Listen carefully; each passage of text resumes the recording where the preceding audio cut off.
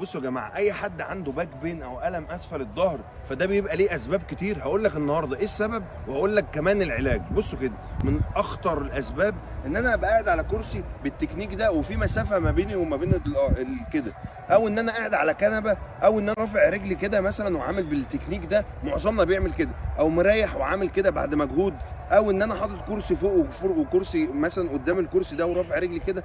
فكل ده انا بضغط على ظهري من تحت، او ان انا نايم على السرير بشكل غلط، او ببقى نايم على السرير مثلا وليكن ده السرير، ببقى نايم وعامل كده ومشفت حوضي كده، نايم كده، نايم بالتكنيك ده، فانا معرض ظهري للارض. او الناس بقى خلي بالكم، من ضمن الاخطاء الشائعه جدا ان انا اعمل استرتشات بالتكنيك ده، ان انا انزل كده.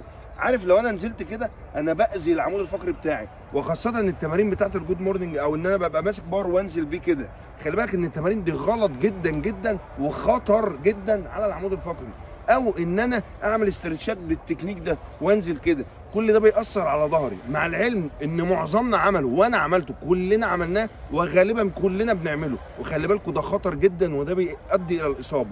طيب التمارين برضو اللي غلط جدا على العمود الفقري، ابقى نايم واطلع سيت اب كامل، انا كده بطلع باذي العمود الفقري بتاعي كامل. او اي تمرين يا جماعه بقى ممكن اقوس فيه ظهري، يعني عارفين القوسه دي هي دي اخطر حاجه. لو انا ظهري بيطلع مفرود مفيش منه مشكله، اول تمرين زي ده مثلا اهو، واطلع اعمل كده واطلع لفوق واعمل كده، كل التمارين دي مؤذيه جدا للظهر. اي حاجه ظهري بيعمل فيها قوسه، يعني القوسه دي خطر جدا على ظهري. طب الحل ان انا اعمل ايه لو ده حصل؟ بصوا يا جماعه، عندي حلين. بص، اول حل هبقى واقف زي ما قلت لكم المره اللي فاتت، حاجه عاليه وليكن المات دي عاليه، وهنزل بالتكنيك ده واشفت حوضي. بصوا كده، 1 2 وانزل واشفت حوضي وارفع دي، فبشغل العضلات دي تمام اهو. 3 واطلع بدي مثلا كده اهو، و4 واطلع بدي. ده اول تمرين. تاني تمرين هنقول تمارين دي وهنعمل مثلا تمارين زي البريدج بقى، لكن بتكنيك مختلف عن ما انتم بتعملوه. بصوا ركزوا، انا نايم على ظهري اهو عادي خالص. بصوا ركزوا بقى، هطلع ومش هطلع لفوق قوي، انا هطلع لما جسمي كله يبقى في خط واحد. بس في شرط معظمنا ما بيعملش الشرط ده وبيتعداه. ايه هو الشرط ده؟ الشرط ده ان انا بقفل على بطني قوي، اكني بصوا كاتم بطني قوي وبطلع بيها لفوق، كاتم عضلاتي جدا وبطلع بيها لفوق لما جسمي كله يبقى لاين واحد. ما اعملش التكنيك ده، ركزوا بقى الغلط، ان انا اطلع دي تبقى لفوق قوي، لا انا كده باذي العمود الفقري برضه. اما الصح ان انا اعمل ايه؟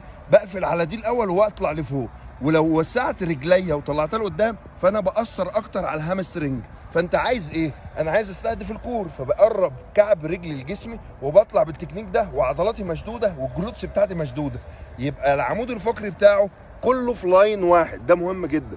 طيب ايه التمارين التانية اللي تقوي المنطقه دي؟ هصعبها اكتر. تمرين البلانك او البلانك الكامل اهو، واقف اهو وشادد عضلات بطني وكل جسمي خط واحد.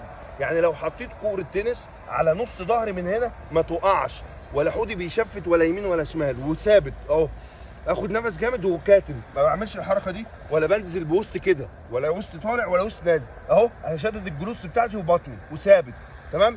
طيب الشكل اللي بعده هصعبه اكتر، هطلع كده واثبت بالتكنيك ده وشادد بطني، ده شرط، اشد بطني والجلوس بتاعتي واثبت كده اهو، ولا حوضي يلف يمين ولا شمال، ده مهم جدا. بعد كده العكس اهو، واشد واثبت اهو، شادد اهم حاجه عضلات بطني جدا والجلوس بتاعتي والاليا اهو، واشدها كده بالتكنيك ده.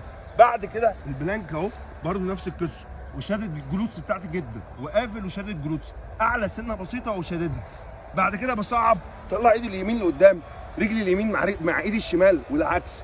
ده في غايه الاهميه، ده هيحسن لي الكور جدا. طيب بعد ما بخلص التكنيكات دي او الثباتات ابدا اشتغل حركه.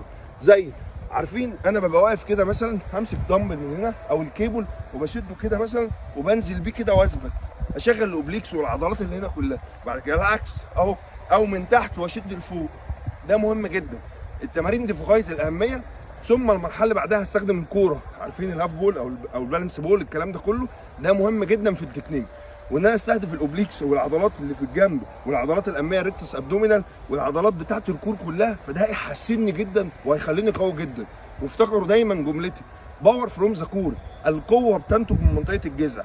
لو العمود الفقري او المنطقه دي كلها كويسه بالجلوتس بتاعتي، دي هتبقى مخليه العماره كلها سليمه، لا هيحصل لي مشاكل في كتفي ولا هيحصل لي مشاكل في رجلي، وكل المشاكل دي هتتحل. وصدقوني ده من اخطر الحاجات اللي بتسبب الام في الجسم كلها، وبتاثر كمان على العمر الرياضي.